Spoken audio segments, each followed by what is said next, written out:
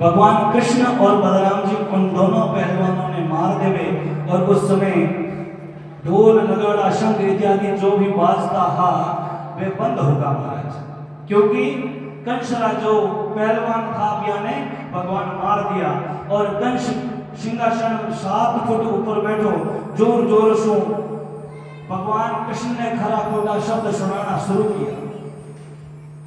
और जैसे ही कंस ने भगवान के बारे में उल्टा सीधा कहना शुरू किया, भगवान ने छलांग लगाई और कंस के उस सिंहासन के पास में जाकर कंस की जटाओं को पकड़कर उस कंस को 7 फीट नीचे धरती पर पटका और उसके प्राण पखेरु उड़ गए।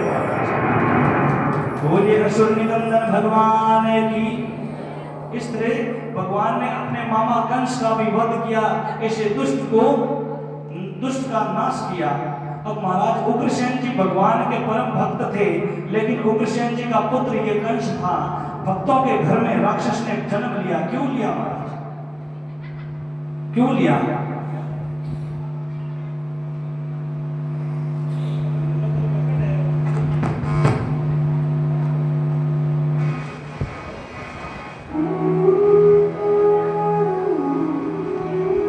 भक्तों के घर में एक राक्षस ने, एक दुष्ट ने जन्म ले लिया महाराज। क्यों लिया?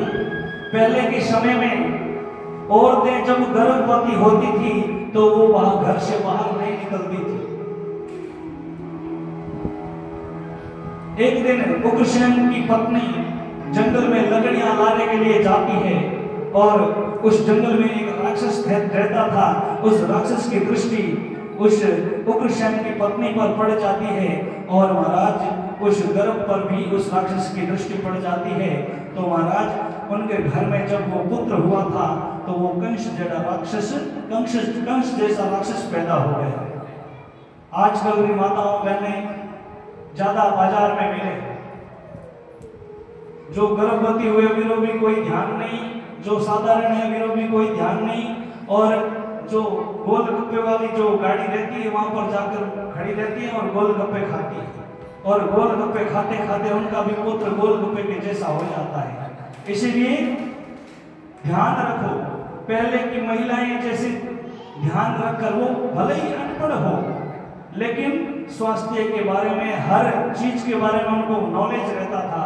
लेकिन आजकल की माताएं बहनें पढ़ी लिखी रहती है, उनको ये सब जो वृद्ध महिलाएं जो करती है उनको ये सब ऐसे ही फालतू लगता है और वो अपने हिसाब से चलती है, उससे उनको बहुत भारी नुकसान हो जाता है। इसलिए गर्भ अवस्था में घर से बाहर नहीं रहना चाहिए। कंस को मारा और उसके बाद में वासुदेव और देवकी को मुक्त किया और उग्रसेन को भी मुक्त किया जो कंस के पिता थे, और उग्रसेन को वापस राजा बनाया गया।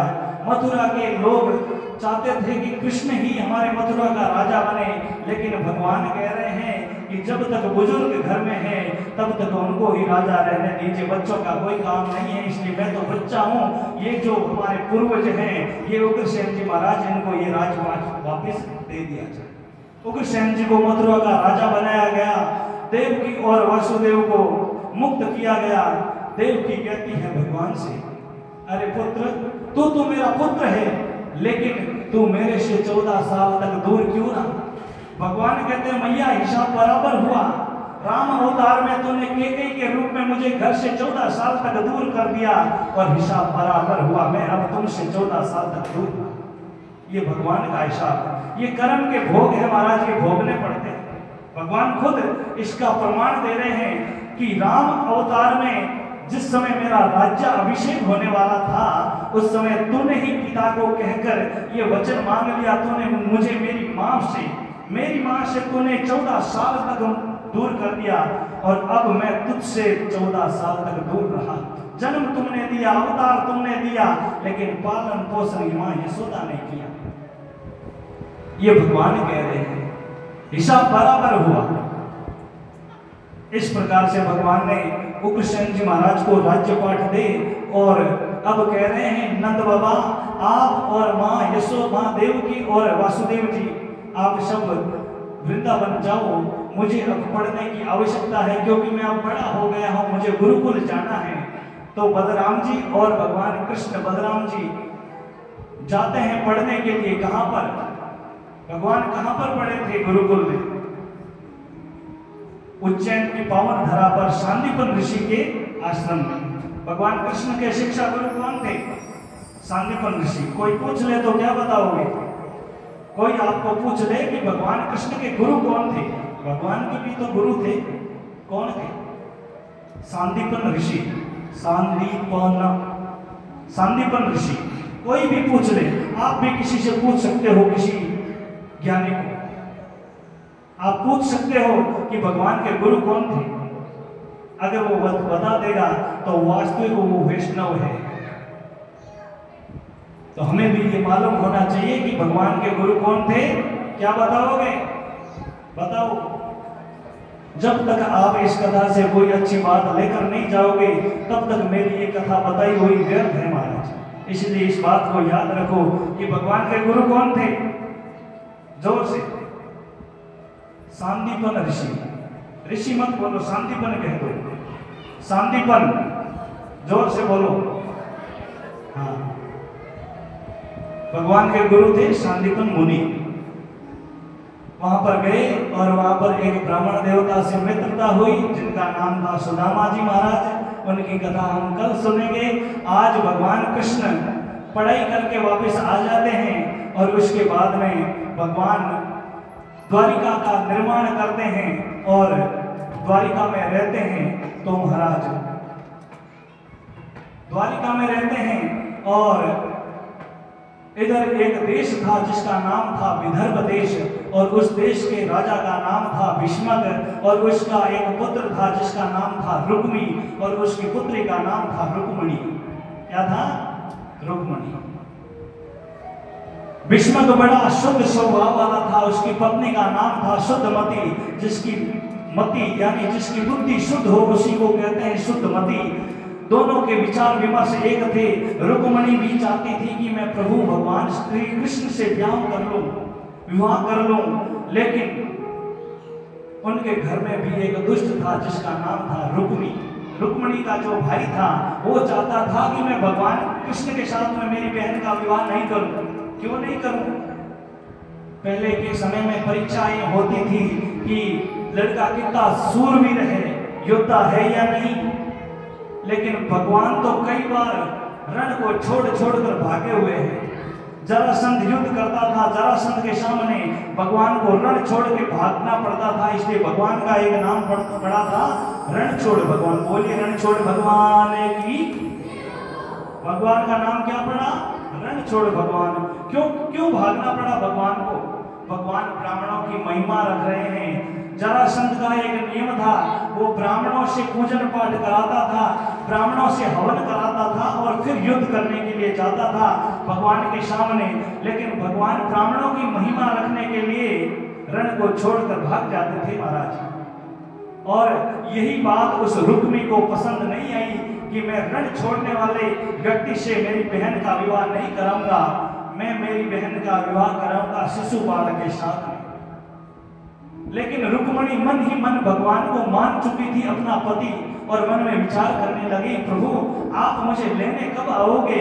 मैं तो आपके लिए आपका ही व्रत धारण करके खड़ी हूं और आपको ही सर्वस्व मान चुकी हूं, आपको ही पति मान चुकी हूं। इसलिए प्रभु आप आइए और मेरा जैसे तैसे हरण भी कर लेंगे तो मुझे स्वीकार है, लेकिन आप आइए। इस प्रकार से चिंता कर रही थी। उस समय उस महल में जहां पर रुक्मणी खड़ी थी वहां पर एक ब्राह्मण देवता आए जिसका नाम था सुदेव ब्राह्मण।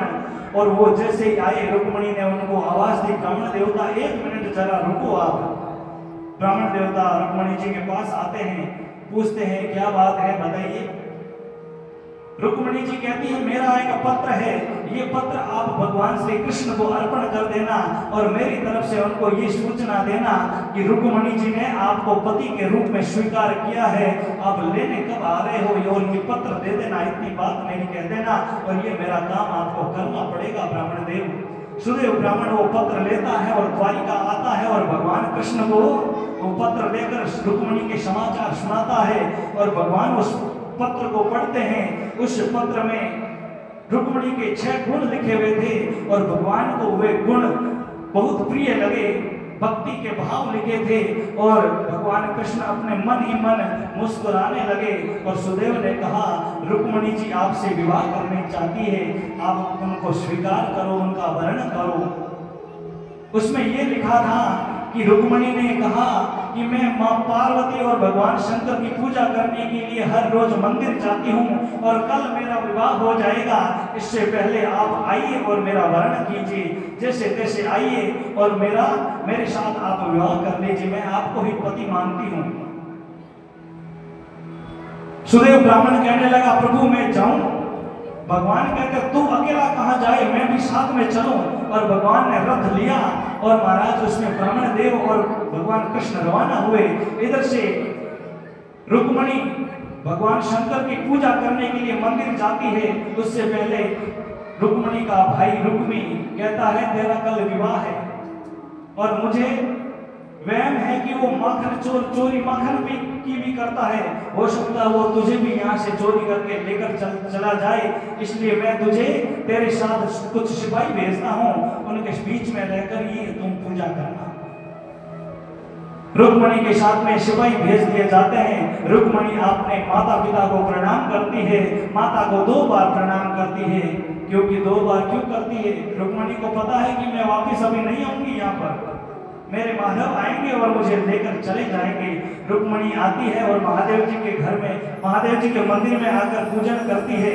पूजन प्रारंभ होता है, पूजन पूर्ण होता है, उस समय हमारे माधव आ जाते हैं और उस मंदिर में प्रवेश करते हैं, रुक्मिणी का हाथ पकड़ते हैं और उन पुहरेदारों के बीच में माधव रुक्मिणी का हाथ पकड़कर रवाना होते हैं। तो भगवान की वो युगल छवि देखकर वो सिपाही भी रीझ जाते हैं और कहते हैं देखो देखो रुक्मी अपनी बहन रुक्मिणी का विवाह भले ही शिशुपाल के साथ कर दे, लेकिन जोड़ी तो माधव और रुक्मिणी की लग रही है। ऐसी सुंदर युगल छवि भगवान कृष्ण रुक्मिणी का हाथ पकड़कर उन सिपाहियों के बीच में से लेकर जा रहे हैं और जो रुक्मिणी की रक्षा करने के लिए खड़े थे वो निहार रहे हैं और कह रहे हैं देखो देखो कितनी सुंदर जोड़ी जा रही है।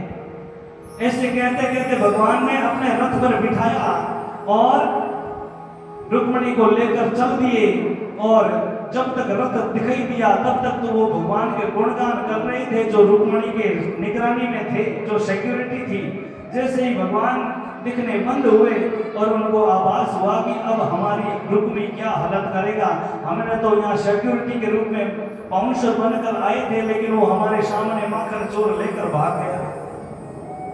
वो जाकर रुक्मी को संदेश सुनाते हैं, रुक्मी शिशुपाल जरासंध आते हैं, युद्ध करते हैं भगवान से, भगवान उनको हरा देते हैं और रुक्मी को अपने रथ के पीछे बांध देते हैं। ये समाचार उनको भगवान कृष्ण के भाई बलराम जी को मिलते हैं। बलराम जी अपना हल लेकर आते हैं और कहते हैं कन्हैया तू अकेला विवाह करने के लिए चल दिया होता है, मुझे बताता ही नहीं है। माधव कहते हैं मैं अकेला ही निपट लूंगा, तुम्हारी आवश्यकता नहीं है। और बलराम जी ने रुक्मी को बंधे हुए देखा तो कहने लगे अरे कान्हा ये तेरा साला है, इसको छोड़, इसको बांधा क्यों? और भगवान उसको मुक्त कर देते हैं और वो रुक्मी वापिस अपने देश नहीं जाता है और वहीं पर रहता है, क्योंकि वो हार जाता है और हारने के बाद में हार का मुंह हमेशा भद्दा होता है।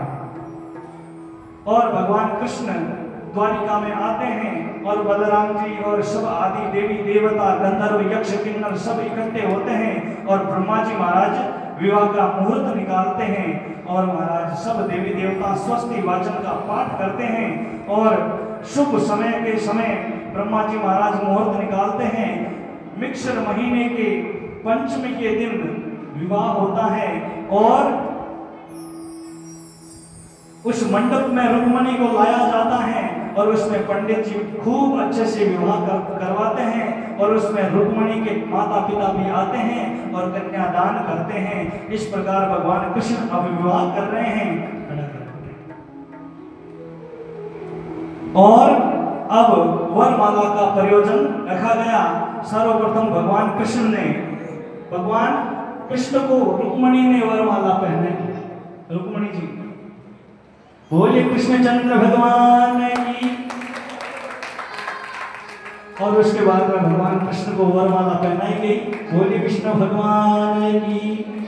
और इस प्रकार से हमारे माधव का विवाह हो रहा है और सभी भक्त भगवान के विवाह में नाच लीजिए।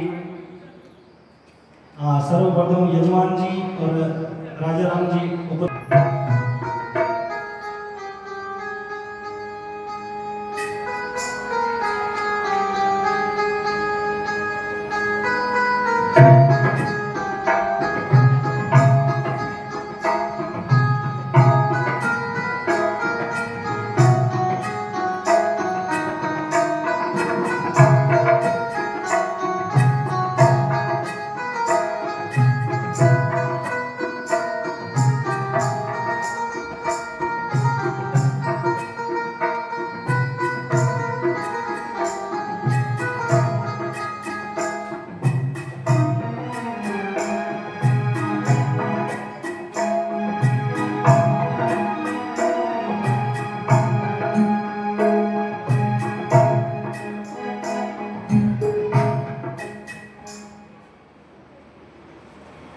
बोलो कृष्णचंद्र भगवान की। अभी जो जिनकी राशि आई है खड़िया जी ने भेज दी, बहुत बहुत धन्यवाद। बोलो कृष्णचंद्र भगवान की।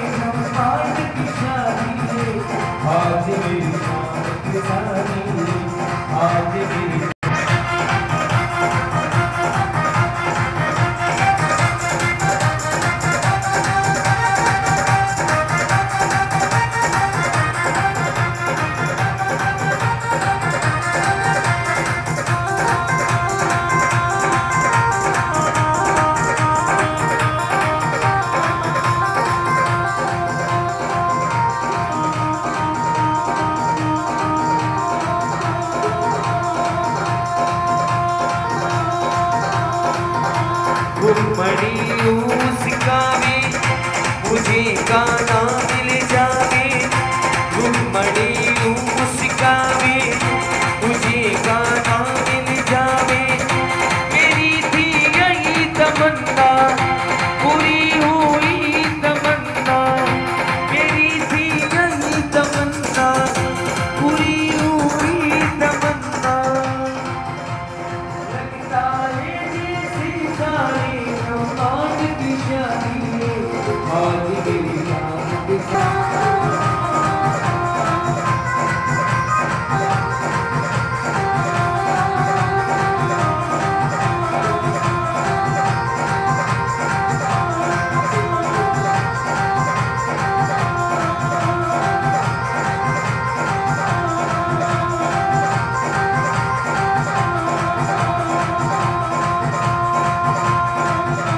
भक्ति है खूबसूरत, बड़ा सुंदर मुहूर्त। भक्ति है खूबसूरत, बड़ा सुंदर मुहूर्त। देखो क्या खूब सजी है कृष्ण रुक्मणी की जोड़ी। देखो क्या खूब सजी है दूल्हे की गोरी सूरत। लगता है आज मेरी जान की शादी, आज मेरी जान की शादी। शाम की शादी मेरे लगता की शादी। आज मेरी जान की शादी, आज मेरी जान की शादी।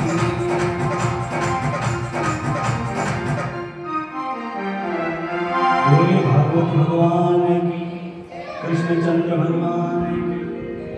तो कल अगर कोई हवन में बैठना चाहता है तो ठीक 12 बजे और 12:15 बजे हवन प्रारंभ हो जाएगा और जोड़े सहित बैठना है। सबको आना तो सबको है, हवन में दर्शन करने के लिए आना है।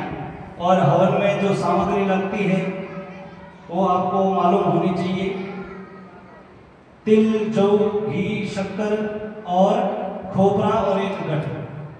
थोड़ा थोड़ा, ज़्यादा नहीं, 100 ग्राम, 200 ग्राम। और घी भी थोड़ा उस हिसाब से जो हवन में सबकी आहुति लग जाए। और आप सोच रहे हो कि हवन में बैठेंगे तो खर्चा अलग से मांगेंगे महाराज, तो उसका कोई खर्चा नहीं है। सिर्फ आना है और दर्शन करना है और आहुति लगानी है।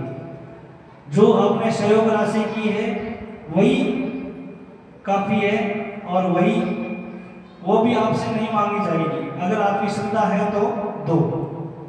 हवन में बैठने का कोई चार्ज नहीं है और सब हवन में भाग ले सकते हैं और सबको लेना भी है, क्योंकि 7 दिन तक हम भगवान के भजन करते हैं और 7वें दिन हम भगवान को भोजन कराएंगे। ये भी प्रथा चली है कि पहले उपवास रखते हैं फिर भोजन करते हैं। उसी प्रकार हम इन 6 दिनों तक तो हमने भगवान के भजन किए, लेकिन भगवान को भी हम भोजन कराएंगे। इसलिए सब जल्दी से जल्दी कल 12 बजे तक पहुंच जाए और इस दिव्य कथा और हवन का दर्शन करें। और कोई भी किसी कारण से इन 6 दिनों में नहीं आ पाया है तो कल 7वें दिन जरूर पधारो, ताकि इन कथा रामायण जो हवन हुए भी हवन का दर्शन कर और इन कथा ने सुनने सु भागवत कथा रो फल मिले।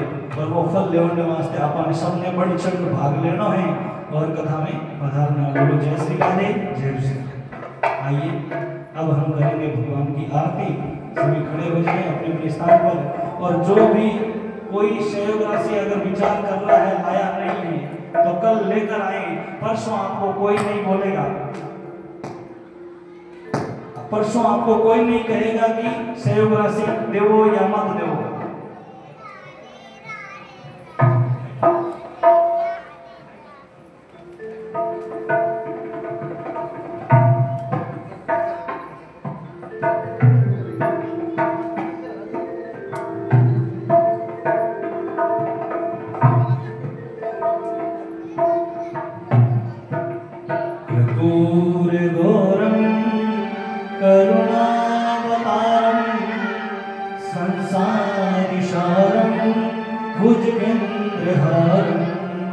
सदा शान्तं हृदयारविन्दे भवं भवानी सहितं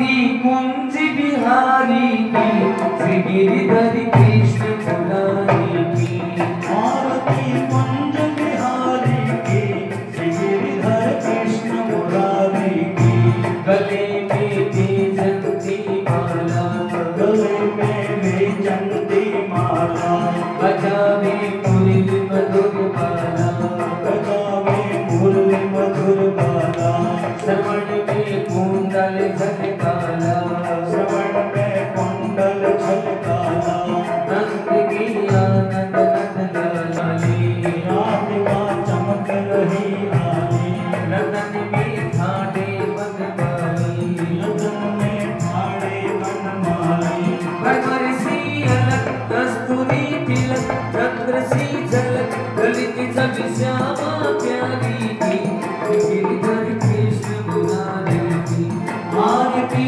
कुंज बिहारी की श्री गिरिधर कृष्ण मुरारी की श्री राधे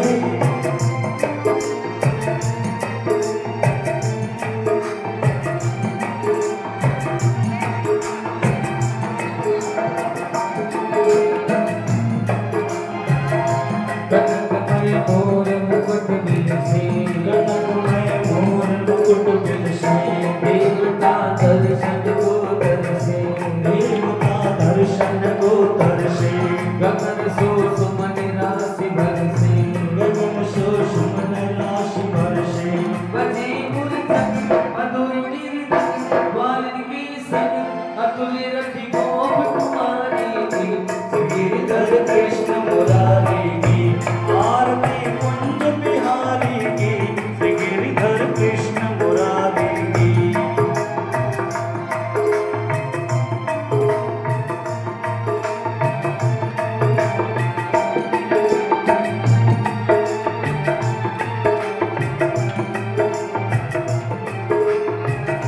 जहाँ पे प्रकट भई गंगा जहाँ पे प्रकट भई गंगा तुलसी बलिहारिणी श्री गंगा कलश कलहारिणी श्री गंगा सबरन तेरे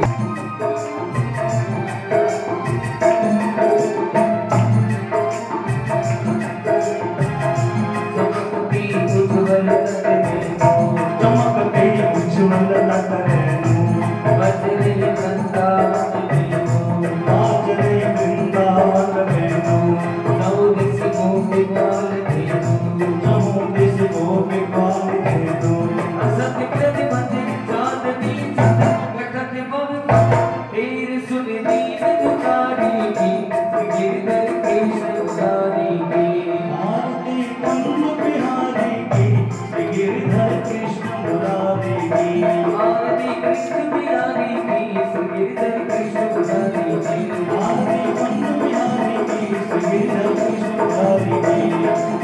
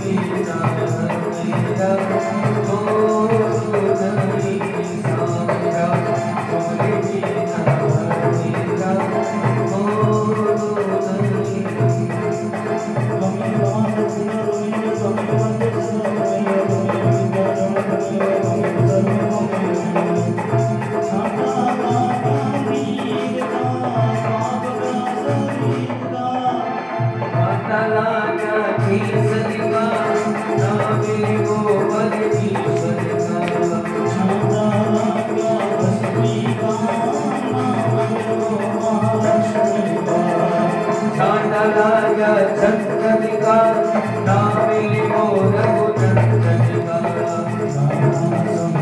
पुष्पाणि यथा कालोत्पमानि च पुष्पांजलि मया दत्तं विहारा परमेश्वर सुमन सुगंधि सुमन सुमन सुगंधि सुमन पुष्पांजलि अर्पण करो मेरे देव करो स्वीकार हर हर हर महादेव बोलो हर हर हर महादेव बोलो हर हर हर महादेव बोलो हर हर हर महादेव।